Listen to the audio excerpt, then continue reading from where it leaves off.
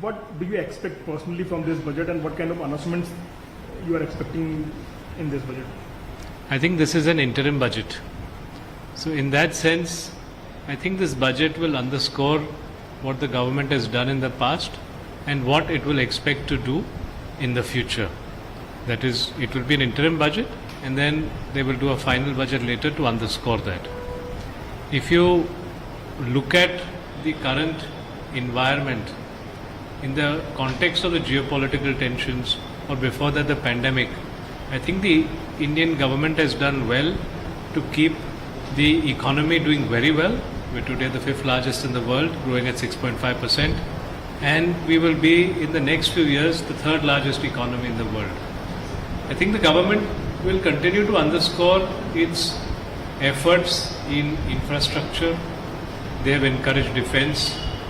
I'm sure they will give a fillip to investments in space. They will work on roads, rail, airports, and build in looking at the way the world is looking at India, looking at the China Plus One strategy. Maybe they will try to give a fillip to manufacturing and also they should protect a little bit the Indian industry from maybe cheap imports that may be coming from other parts of the world, so that manufacturing grows और हमारी जो आत्मनिर्भरता है उस पर हमारा ज़्यादा जोर लगा जाए.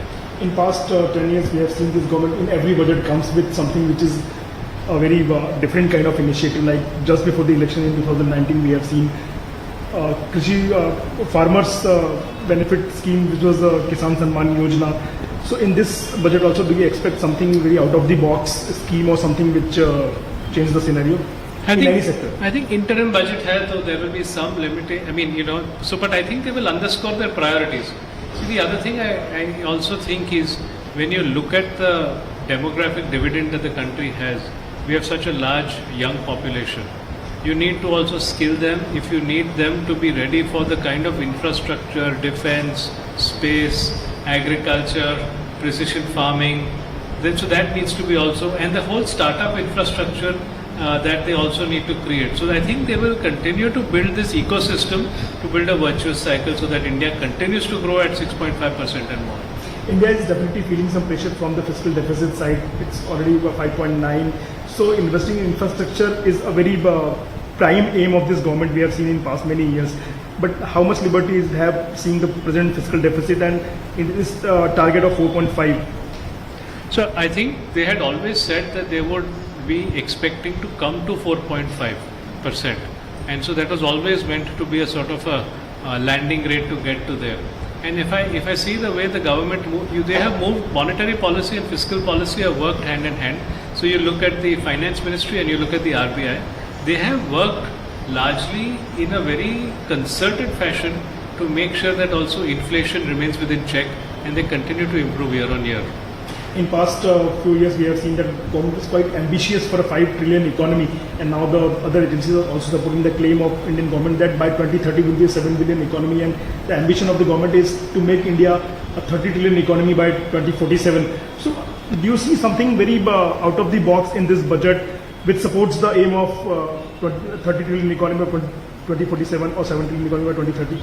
I think the aim of the government is to continue on the trajectory they are at.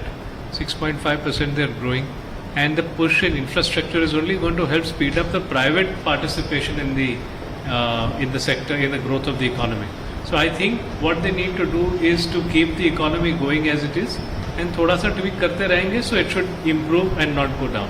Sir middle class जो है उसकी हमेशा उम्मीद कहीं ना कहीं टैक्स स्लैब्स में रिलैक्सेशन की या टैक्स के जो डायरेक्ट बेनिफिट्स हैं उसमें कुछ ना कुछ उम्मीद रहती है. इस बजट में सरकार कितना उस तरफ जा सकती है कि मिडिल क्लास को थोड़ा रिलीफ देने की कोशिश करें, थोड़ा और स्पेंडिंग के लिए उनके हाथ में पैसा छोड़ने की कोशिश करें? सर आईएमसी की तरफ से तो हमने ये उनसे मांग की है कि थोड़ी जो टैक्स की प्रोसेसेस है वो सिंप्लीफाई की जाए, and so that is how what we look at. Even if you simplify them there will be a great relief along with any rationalisation of slabs. और सर हम इनडायरेक्ट टैक्सेस की बात करते हैं, पहले जीएसटी अपने आप प्लेस में है, लेकिन जीएसटी में भी काफ़ी सारे चेंजेस हो गए हैं, लेकिन अभी भी लोग कई सारे चेंजेस की ज़रूरत महसूस कर रहे हैं. पेट्रोलियम को वैट से हटा के जीएसटी में लाने की एक बड़ी डिमांड है जो कि लोगों को रिलीफ दे सकती है, लेकिन उसको कुछ खास हो नहीं रहा. तो आप कैसे देखते हैं इस बार बजट में कुछ संभावना है उस बारे में, पेट्रोलियम को वैट से हटा के जीएसटी में लाने के कुछ और? तो पेट्रोलियम के बारे में इतनी हमारी राय नहीं है, लेकिन हमने सरकार से यह दरख्वास्त की है कि जो डायरेक्ट टैक्स है, इनडायरेक्ट टैक्स है और ऑल्सो जो नॉन प्रॉफिट के लगे हुए टैक्स है वो सब प्रोसेसेस और प्रोसीजर्स को सिंप्लीफाई किया जाए।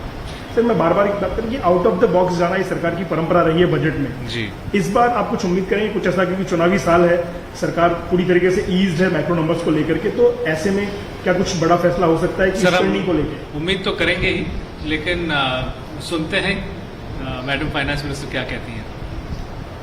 शुक्रिया।